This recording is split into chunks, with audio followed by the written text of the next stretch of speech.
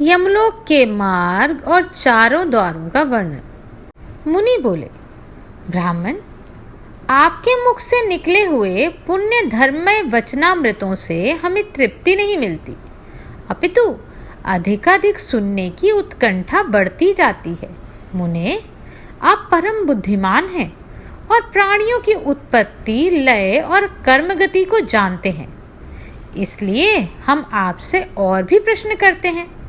सुनने में आता है कि यमलोक का मार्ग बड़ा दुर्गम है, वह सदा दुख और कलेश देने वाला है तथा समस्त प्राणियों के लिए भयंकर है। उस मार्ग की लंबाई कितनी है तथा मनुष्य उस मार्ग से यमलोक की यात्रा किस प्रकार करते हैं?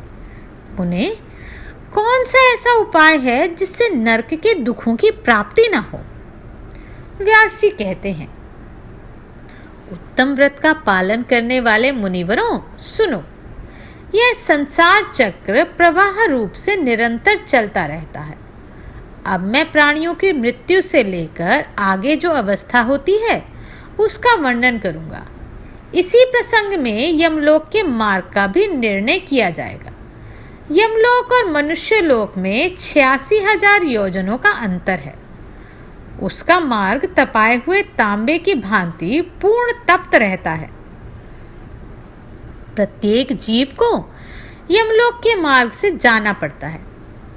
पुण्यात्मा पुरुष पुण्य लोकों में और नीच पापाचारी मानव पापमय लोकों में जाते हैं। यमलोक में 22 नरक हैं, जिनके भीतर पापी मनुष्यों को पृथक पृथक यातनाएं दी जाती हैं।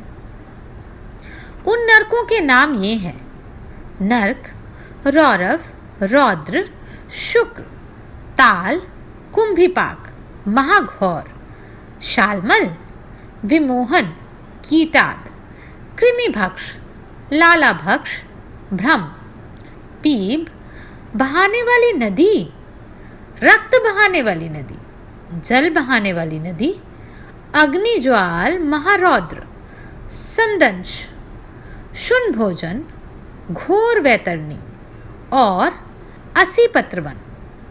यमलोक के मार्ग में ना तो कहीं वृक्ष की छाया है, ना तालाब और पोखर है, ना बावड़ी, ना पुष्करिणी है, ना कूप है, ना पौंसल है, ना धर्मशाला, ना मंडप, ना घर, ना नदी एवं पर्वत है, और ना ठहरने योग्य कोई स्थान ही है जहाँ अत्यंत कष्ट में पड़ा हुआ थका मांदा जीव विश्राम कर सके। उस महान पथ पर सब पापियों को निश्चय ही जाना पड़ता है। जीव की यहाँ जितनी आयु नियत है, उसका भोग पूरा हो जाने पर इच्छा ना रहते हुए भी उसे प्राणों का त्याग करना पड़ता है। जल, अग्नि, विष, क्षुधा, रोग अथवा पर्वत से गिरने आदि किसी भी निमित्त को लेकर देहधारी जीवन की मृत्यु होती है। 5 भूतों से बने हुए इस विशाल शरीर को छोड़कर जीव अपने कर्मानुसार यातना भोगने योग्य दूसरा शरीर धारण करता है। उसे सुख और दुख भोगने के लिए सुदृढ़ शरीर की प्राप्ति होती है। पापाचारी मनुष्य उसी देह से अत्यंत कष्ट भोगता है और धर्मात्मा मनुष्य प्रसन्नता पूर्वक सुख का भागी होता है।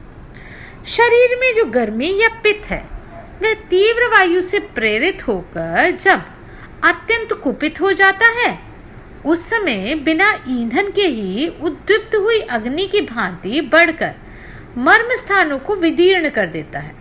तत्पश्चात उदान नामक वायु ऊपर की ओर उठता है और खाए पिए हुए अन्न जल को नीचे की ओर जाने से रोक देता है। इस आपत्ति की अवस्था में भी उसी को प्रसन्नता रहती है जिसने पहले जल, अन्न एवं रस का दान किया है।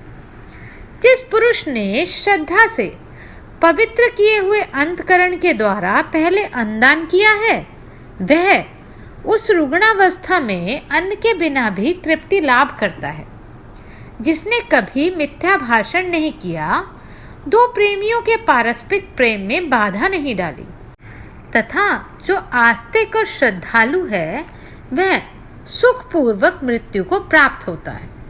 जो देवता और ब्राह्मणों की पूजा में संलग्न रहते हैं, किसी की निंदा नहीं करते तथा सात्विक, उदार और लज्जाशील होते हैं, ऐसे मनुष्यों को मृत्यु के समय कष्ट नहीं होता। जो कामना से, क्रोध से अथवा द्वेष के कारण धर्म का त्याग नहीं करता, शास्त्रोक्त आज्ञा का पालन करने वाला तथा सौम्य होता है, उसकी मृत्यु भी सुख से होती है। जिन्होंने कभी जल का दान नहीं किया, उन मनुष्यों को मृत्यु काल उपस्थित होने पर अधिक जलन होती है तथा अन्नदान न करने वालों को उस समय भूख का भारी कष्ट भोगना पड़ता है। जो लोग जाड़े के दिनों में लकड़ी दान करते हैं, वे शीत के कष्ट को जीत लेते हैं। जो चंदन दान करते हैं, वे ताप पर विजय पाते हैं तथा जो कोई भी जीव को उद्वेग नहीं पहुंचाते, वे मृत्यु काल में प्राणघातिनी कलेशमय वेदना का अनुभव नहीं करते। ज्ञानदाता पुरुष मोह पर और दीपदान करने वाले अंधकार पर विजय पाते हैं। जो झूठी गवाही देते, झूठ बोलते, अधर्म का उपदेश देते और वेदों की निंदा करते हैं, वे सब लोग मूर्छाग्रस्त होकर मृत्यु को प्राप्त होते हैं। ऐसे लोगों की मृत्यु के समय यमराज के दुष्ट दूत हाथों में हथौड़ी एवं मुदगर लिए आते हैं। वे बड़े भयंकर होते हैं और उनकी देह से दुर्गंध निकलती रहती है। उन यमदूतों पर दृष्टि पड़ते ही मनुष्य कांप उठता है और भ्राता, माता तथा पुत्रों का नाम लेकर बार बार चिल्लाने लगता है। उस समय उसकी वाणी स्पष्ट समझ में नहीं आती।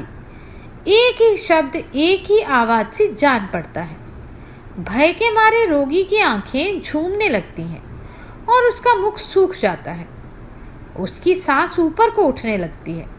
दृष्टि की शक्ति भी नष्ट हो जाती है और वह अत्यंत वेदना से पीड़ित होकर इस शरीर को छोड़ देता है और वायु के सहारे चलता है, वैसे ही दूसरे शरीर को धारण करता है, जो रूप, रंग और अवस्था में पहले के शरीर के समान ही होता है।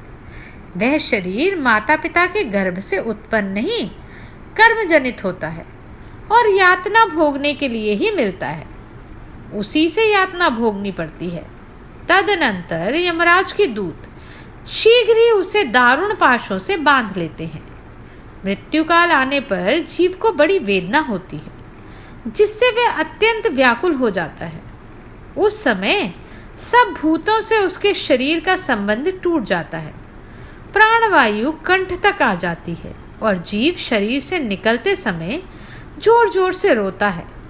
माता पिता, भाई, मामा, स्त्री, पुत्र, मित्र और गुरु सबसे नाता छूट जाता है।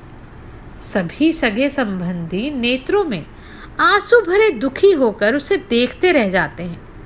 वह अपने शरीर को त्याग कर यमलोक के मार्ग पर वायु रूप होकर चला जाता है। यह मार्ग अंधकारपूर्ण, अपार, अत्यंत भयंकर और पापियों के लिए अत्यंत दुर्गम होता है। यमदूत पाशों में बांधकर इसे खींचते और मुदगरों से पीटते हुए उस विशाल पथ पर ले जाते हैं। यमदूतों के अनेक रूप होते हैं। वे देखने में बड़े डरावने और समस्त प्राणियों को भय पहुंचाने वाले होते हैं। उनके मुख विकराल, नासिका टेढ़ी, आंखें 3, ठोड़ी कपोल और मुख फैले हुए तथा होंठ लंबे होते हैं। वे अपने हाथों में विकराल एवं भयंकर आयुध लिए रहते हैं। उन आयुधों से आग की लपटें निकलती रहती हैं। पाश, सांकल और डंडे से भय पहुंचाने वाले महाबली, महाभयंकर यम किंकर यमराज की आज्ञा से प्राणियों की आयु समाप्त होने पर उन्हें लेने के लिए आते हैं। जीव यातना भोगने के लिए अपने कर्म के अनुसार जो भी शरीर ग्रहण करता है, उसे ही यमराज के दूत यमलोक में ले जाते हैं। वे उसे कालपाश में बांधकर पैरों में बेड़ी डाल देते हैं। बेड़ी की सांकल वज्र के समान कठोर होती है।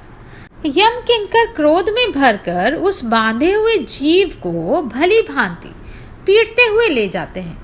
वह लड़खड़ा कर गिरता है, रोता है और हाय हाय, हाय मैया, हाय पिता, हाय पुत्र कहकर बार बार चीखता चिल्लाता है।